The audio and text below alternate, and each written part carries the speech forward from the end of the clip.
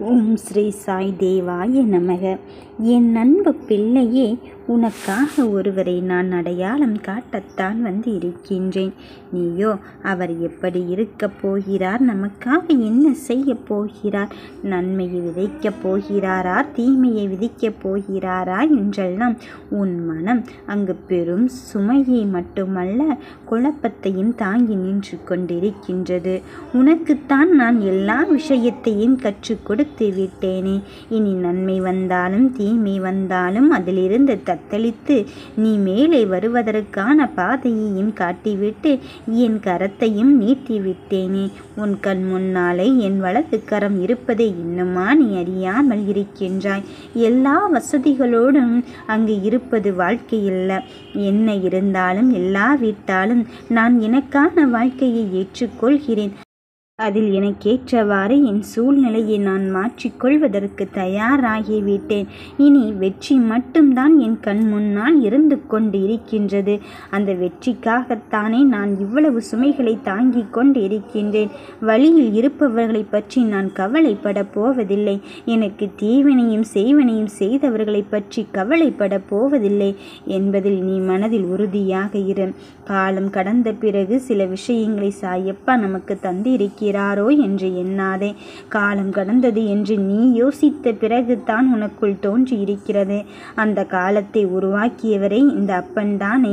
ஏதோ ஒரு வகையில் உனக்கானதை நான் பெற்றுக்கொள்வதற்கு இப்பொழுது மிகப்பெரிய வாய்ப்பை உனக்கு கொடுத்திருக்கின்றேன். கெட்டதிலும் ஒரு நல்லது நடக்கப் போகிறது என்பார்கள் அல்லவா? அப்படித்தான் இப்பொழுது நீ இந்த சூழ்நிலையை சமாளித்து வெளியே வரப்போகிறாய். நீ எந்த நேரமும் அழுது கொண்டு இருப்பதை விட அந்த செய்வினைகளிலும் தீவினைகளிலும் உனக்கான சாதகமான சூழ்நிலையை நீ யோசித்து பார். உன் கூடவே இருந்து கொண்டு இப்படி ஒரு சூழ்நிலையை ஏற்படுத்தி விட்டார்களே என்று அவர்கள் மீது நீ மனம் வருத்தப்படாதே. அதையும் தாண்டி நான் எனக்கான வாழ்க்கையை நல்விதமாகத்தான் வாழப்போகிறேன். நட்பெயரோடு தான் இருக்கப் போகிறேன் என்பதில் தெளிவாக இரு. நான் இதை கொண்டு வா அதை கொண்டு வா, அப்போதுதான் உனக்கான விஷயத்தை செய்ய போகிறேன் என்பதில் நீ அங்கு தேவையில்லாத குழப்பத்தை ஏற்படுத்தாதே. எனக்கு என் கண் முன்னாலே வந்து விட்டாலே எல்லா பிள்ளைகளும் சரி சமம்தான். நீ உனக்கு என்னென்ன தேவைகள் வேண்டுமோ அத்தனையும் என்னிடம் நீண்ட பட்டியலை தயார் செய்துவிட்டு தந்து விட்டாய். இனியும் நான் அமைதி காப்பேனோ என்று எண்ணி விடாதே. ஏன் இப்படி சொல்கிறேன் தெரியுமா? உனக்கு செய்வினை செய்தவர்களை எல்லாம் உன்னிடத்தில் இருந்து அகற்றப் போகிறேன். இந்த கெட்டதில் நீ கெட்ட உறவான அந்த உறவுகளை அடையாளப்படுத்தத்தான் போகிறேன். நீ இவ்வளவு காலமாக நமக்கு நன்மையை தான் செய்து கொண்டிருக்கின்றார், நமக்கு நல்லது தான் நடந்து கொண்டு இருக்கின்றது என்று நினைத்து கொண்டிருந்தாய். ஆனால் நீ செய்த தீவினைக்கும் அவர் துணை வந்திருக்கின்றார் என்று இப்பொழுதே இந்த நிமிடத்திலே நீ உணரத்தான் போகிறாய். நாம் சில சமயத்தில் நமக்கு பிடித்தவரை இழந்து விட்டோமே, நமக்கானவரை இழந்து விட்டோமே என்றெல்லாம் நினைத்து கொண்டிருப்போம். ஆனால் உண்மையில் அதுவல்ல என் தங்கமே. உனக்கு பிடித்தவரை நான் இழக்கச் செய்யவில்லை. உனக்கு உரிமையானவர் என்றால் நீ வேண்டா வெறுப்பாக பேசினால் கூட உன்னை மட்டும்தான் சுற்றி வருவார். உன் மீது உண்மையான அக்கறையோடு தான் இருப்பார். ஆனால் அவர் உனக்கு செய்வினையை செய்துவிட்டு உனக்கு நல்லது செய்தது போல் உன்னிடத்தில் மட்டும் அடையாளத்தை ஏற்படுத்தி கொண்டிருந்தார். ஆனால் என்னிடமே வந்து அவருக்கு நான் இப்படி செய்திருக்கிறேன், அதை பழிக்கச் செய்ய வேண்டும் என்று கெடுதலுக்கு துணை போக என்னையே கூப்பிடுகிறார். அவர்களுக்கு எவ்வளவு பெரிய நெஞ்செழுத்தம் இருக்கின்றது. நான் கெடுதலுக்கு துணை போக மாட்டேன் என்று தெரியும். நீதிக்கும் தர்மத்திற்கும் உட்பட்டவன் என்று தெரியும். அதன் பிறகும் என்னையே ஆட்டம் காண அங்கு வைக்கிறார்கள். இனியும் நான் அமைதி காக்கப் போவதில்லை. என் பிள்ளைகளுக்காக நான் களத்தில் இறங்கிவிட்டேன்.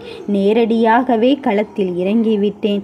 உனக்கு ஏற்றதை தந்து அவர்களை பிரமிக்க வைக்கப் போகிறேன். உனக்கு எது நடக்கக்கூடாது என்று நினைத்து கொண்டு இருந்தார்களோ அதை நடத்தி தருவதற்கு நான் புறப்பட்டு விட்டேன்.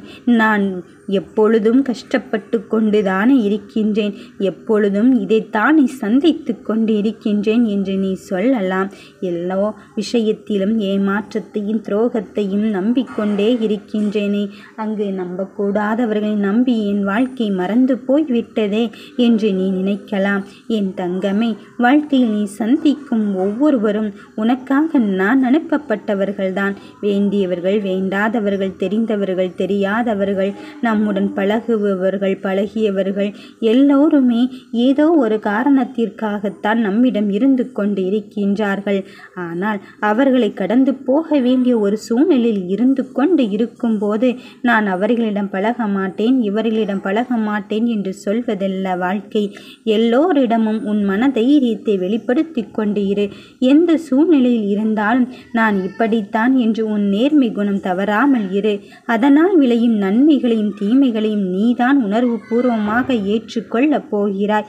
அது உன் கருமை வினைகளை சார்ந்ததாகத்தான் இருக்கப் போகிறது. நீ உன்னுடைய வாழ்க்கையை சரி செய்வதற்கான வாய்ப்புகளை இப்பொழுது நான் கொடுத்து கொண்டு இருக்கும்போது நீ எதற்காக மனம் வருந்துகின்றாய்? என் அன்பு பிள்ளைகள் தினம் அங்கு நல்லதொரு முடிவை எதிர்பார்த்து காத்திருக்கும் போது அந்த முடிவினில் நான் உனக்கு நல் வாய்ப்பினை தருவதற்காக வந்து கொண்டு இருக்கின்றேன். உன்னை விட்டு செய்வினை அகலப் போகிறது. உன் வாழ்க்கையை எப்படியாவது வீழ்த்திவிட வேண்டும் என்ற ஒரு முன்னோட்டத்தில் அவர்கள் செயல்படுத்தி கொண்டிருந்தார்கள். ஆனால் அதற்கான காரணத்தின் தீர்வையும் உன்னிடம் சொல்லிவிட்டு அதிலிருந்து உன்னை விலக்கி வைத்துவிட்டு உனக்கு நல்லதை தருவதற்கு இந்த சாய்தேவன் நான் வந்திருக்கின்றேன். உன் வாழ்க்கையில் சூழ்ந்துள்ள இருளை அகற்றிவிட்டு இப்பொழுது உனக்கு பிரகாசமான வெளிச்சத்தை நல் மாற்றத்தோடு எதிர்பார்க்கும் அந்த விஷயத்தை உன் கரம் பற்றி நான் தருவதற்கு வந்திருக்கும் போது உன் கெட்ட நேரத்தை நினைத்து எல்லாம் நீ அழுது கொண்டு இருக்காதே. உன் மனதிற்குள் இருக்கும் அந்த போராட்டங்களுக்கு நான் விடை கொடுக்கத்தான் வந்திருக்கின்றேன். என் மனமே, உனக்கு எதை கொடுத்தால் இப்பொழுது சந்தோஷப்படுவாயோ அந்த சந்தோஷத்தை அள்ளித்தர நான் காத்திருக்கும் போது நீ எதற்காக தவித்து கொண்டிருக்கின்றாய்? பொறுமையோடும் நம்பிக்கையோடும் இரு.